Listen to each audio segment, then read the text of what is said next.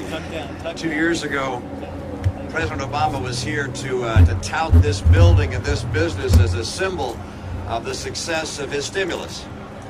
Well, you can see that it's a symbol of something very different today. It's a symbol not of success, but of failure. It's also a symbol of a serious conflict of interest. An independent inspector general looked at this investment and concluded that the administration had steered money to friends and family, to campaign contributors. This building, this $500 million taxpayer investment, represents a serious conflict of interest on the part of the president and his team. It's also a symbol of how the president thinks about free enterprise. Free enterprise to the president means taking money from the taxpayers and giving it freely to his friends. As a matter of fact, when I say freely, I hope you concentrate on the nature of this investment, so to speak. You realize that if the business had done spectacularly well, the shareholders, his friends, would have done very, very well. But the taxpayers would have just gotten their money back. On the other hand, of course, if the business failed, as it did, it's the taxpayers that get stuck with losing $500 million. So it's heads and his cronies win, and tails and the taxpayers lose. It's also a symbol of gross waste. You look at this building behind us. This is not the kind of building that is built by private enterprise. This is the kind of enterprise, the kind of building that's built with $500 million of taxpayer money. It's not just the Taj Mahal of corporate headquarters. You probably also heard that inside there are showers that have LCD displays that tell you what the temperature is of the shower water. And the robots inside actually provide Disney music tunes. I also note how damaging a decision like this is for free enterprise generally. What you're saying to other inventors, to other entrepreneurs, particularly in the solar space, is that the best way to get ahead is not with the best ideas and the best technology and the best people and the best marketing, but instead with the best lobbyists. That is not the nature of how America works. I'm afraid the reason that the stimulus has been unsuccessful, that the turnaround has taken so long to occur, that the recovery has been so tepid, is that the president fails to understand the basic nature of free enterprise in America.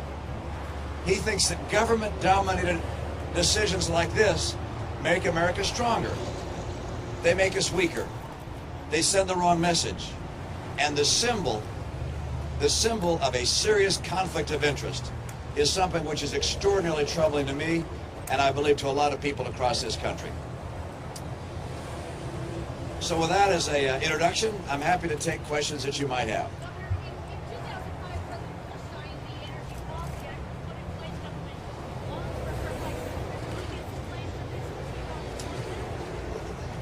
Let's look at the decision to put money in this particular enterprise. This was a decision to say that the money would go into Solyndra to campaign contributors, very large campaign contributors of President Obama. That had nothing to do with predecessors. The decision to put money in this enterprise represents a serious conflict of interest. As to government's role in encouraging new technologies and how that's done, I have my own views as to how that's best done. I think the government should be investing in basic science and technology. It should not be investing in a setting where if the business does well, the government just gets its money back. The taxpayers just get their money back. And if the business does poorly, the government loses. That kind of heads the cronies win, tails the taxpayers lose is not the right way to go. Governor, yesterday are pushing that, David Axelrod was in Boston today saying that when you were governor of Massachusetts, was 47 out of 15 job creation, that you were outsourcing a lot of jobs. They're saying you don't have a record of job creation. Well, actually, when I was governor of Massachusetts, we took the unemployment rate from 5.6% down to 4.7%.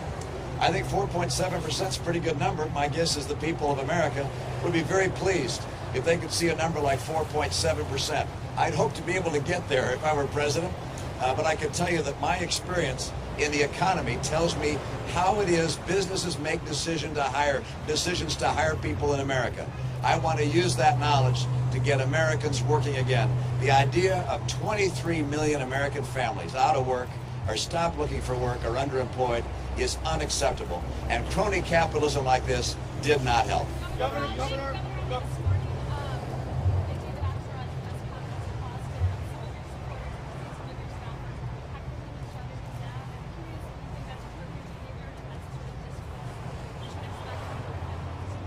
Well, you know, I've noticed now that we've gone to a number of events, and you've been with us as well on these, and most of the events I go to, or many of the events I go to, there are large groups of, if you will, Obama supporters there heckling me.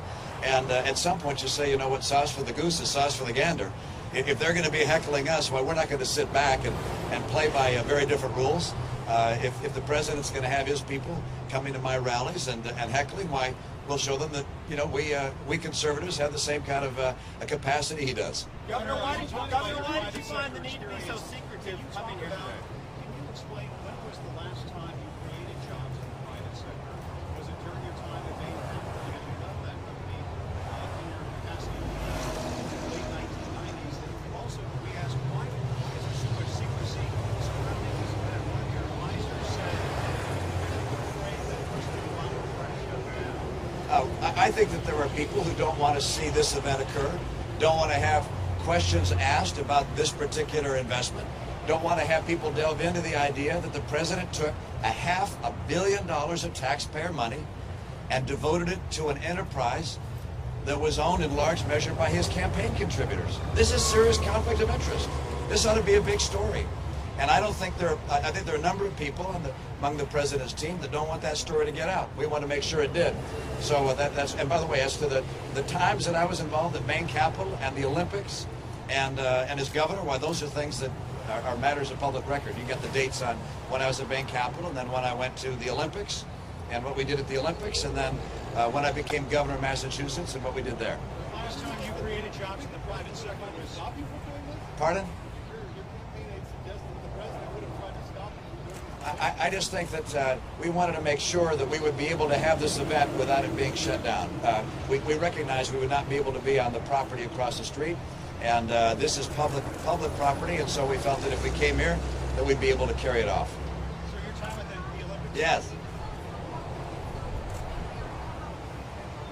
Oh, it's been great to be in the Bay Area. I know the weather's like this every single day, but it's been gorgeous. And I met this morning with about 15 or 20 technology company leaders, listened to their concerns. We talked about immigration concerns, the needs for H-1B visas.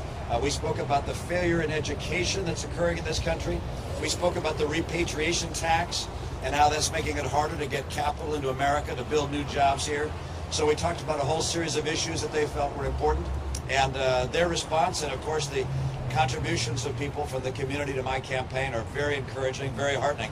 I'm delighted with the response that I've had, particularly in the technology community here in Northern California. Last question. Yesterday to expulsion of Syrian diplomats 2 days ago, and also you suggested arming rebels in Syria, but others say we don't know who these people are.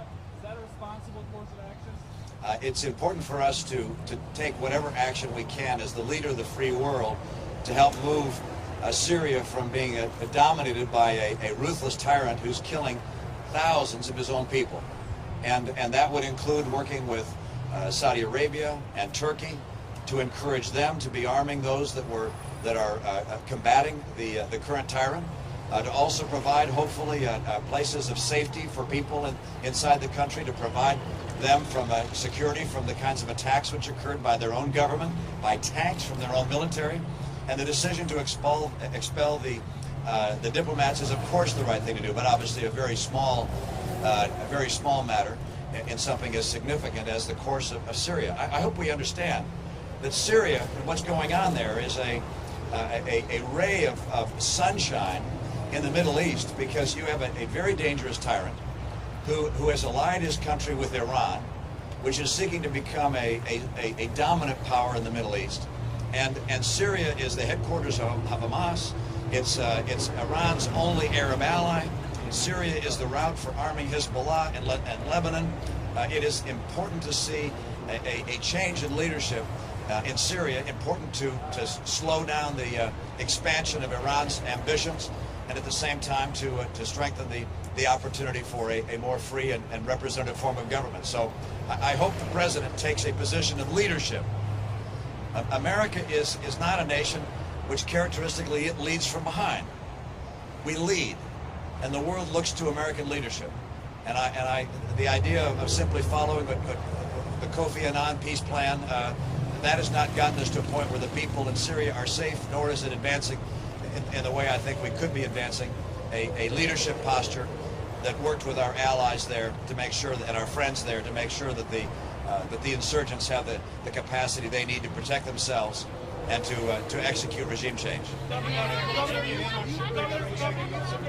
Nice, guys.